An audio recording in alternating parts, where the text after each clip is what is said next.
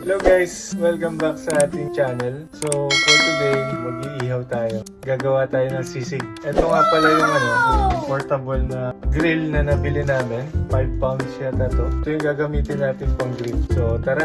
So ayan, bubuksan na natin yung portable grill na nabili natin. Yan yung itsura ng loob niya. Meron na siyang uling at meron na rin siyang grill. At ayan, medyo inaaral ko pa paano ko siya sisindihan. Napag-decide ko na pagningasin na lang siya dun sa loob, dun sa stove namin. Kaya ayan, nilagay ko siya sa grill. Hindi ko na nabasa na meron pala siyang parang gas. So pwede siyang pagningasin sa tray mismo. So ayan, sinubukan ko siyang pagningasin sa mismong tray. At parang magic, nagliyab na siya agad. So dyan makikita nyo, umuusok na siya at nagliliyab na. At dyan naman, kinakalat ko yung mga nagningas na uling.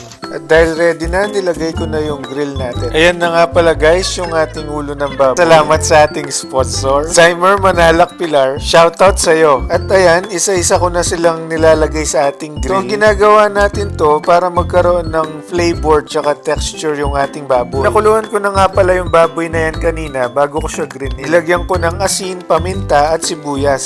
So ayan, all set na. Hintayin lang natin siyang machar ng kaunti. At ayan yung close-up ng ating baboy.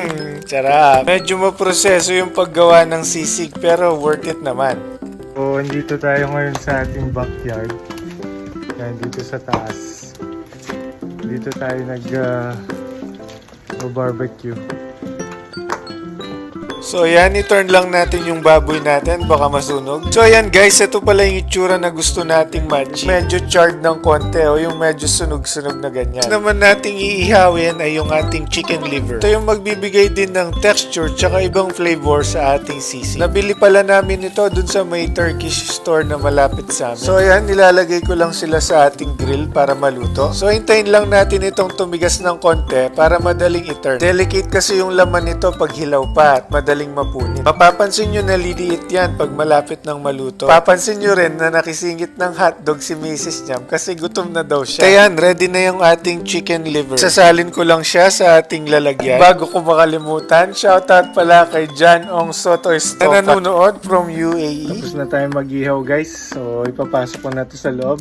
Nakakatakam to. Pero palalamigin muna natin to para madaling hiwain. So habang pinapalamig natin yung ating baboy, i-ready na natin yung ating ingredients. Meron tayo dyang lemon, hiwain natin sa dalawa. Tapos balatan na natin yung ating sibuyas. Sa recipe na ito, mga 4 o 5 sibuyas ang gagamitin natin. Next step is tatatarin natin yung ating sibuyas sa maliliit na piraso. Ingat lang sa paghiwa, huwag nyong isama yung daliri nyo. So yan, isalin na natin yung ating sibuyas. Next naman nating hiwain ay yung ating baboy at chicken liver. So basically, tatatarin lang natin to sa maliliit na piraso. Ito yung nakakapagod na part sa paggawa ng sisig.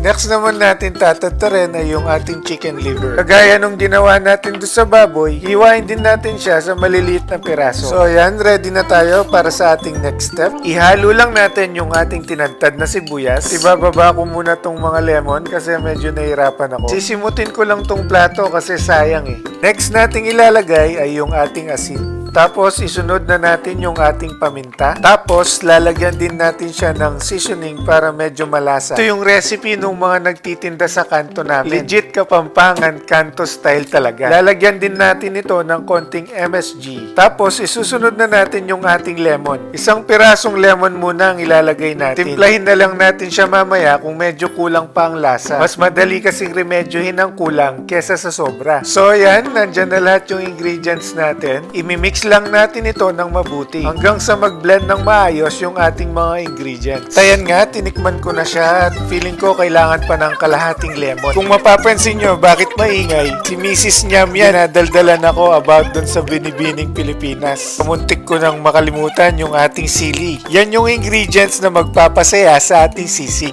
So, tatatarin lang natin yan ng maliliit. Tapos, ihahalo na natin siya sa ating sisig. Kung gusto nyong mas maanghang, pwede nyong gamitin yung pula. O mas dagdagan nyo pa yung sili na ilalagay nyo. Ang next step natin ay lulutuin natin ito sa ating kalan. Kung bibili ka sa kanto, ang ginagamit nila ay yung sizzling plate. Pinapainit nila yon tapos nilalagyan nila ng margarine. Pero dahil wala tayong margarine ngayon, salted butter yung ating gagamitin. Reminder lang, kung gagamit kayo ng salted butter, i-adjust nyo yung other ingredients ingredients na gagamitin nyo. Kagaya nung asin tsaka nung seasoning. So basically, tutunawin lang natin yung butter tapos pwede na to. Yun yung magpapadagdag sa linamnam ng ating sisig. Malapit na tong maluto guys, natatakam na ako. At eto na nga, isasali na natin yung ating sisig sa ating lalagyan. Oh my God, ang bango! Excited na akong kumain. Brings back memories ng Pilipinas. Ito na nga guys, yung ating finished product.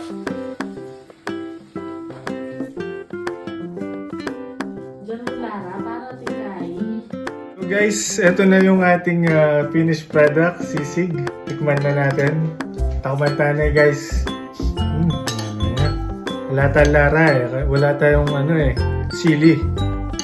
Pero tikman natin kung masarap. Yaman na yam. Solid yam. Yaman niya. Masarap to sa toyo calamansi. Tsaka sa kanin. Siyempre, hindi ito pwedeng walang rice. Rice na may chili garlic. Pwede na yun na. Lakam na yun na mo.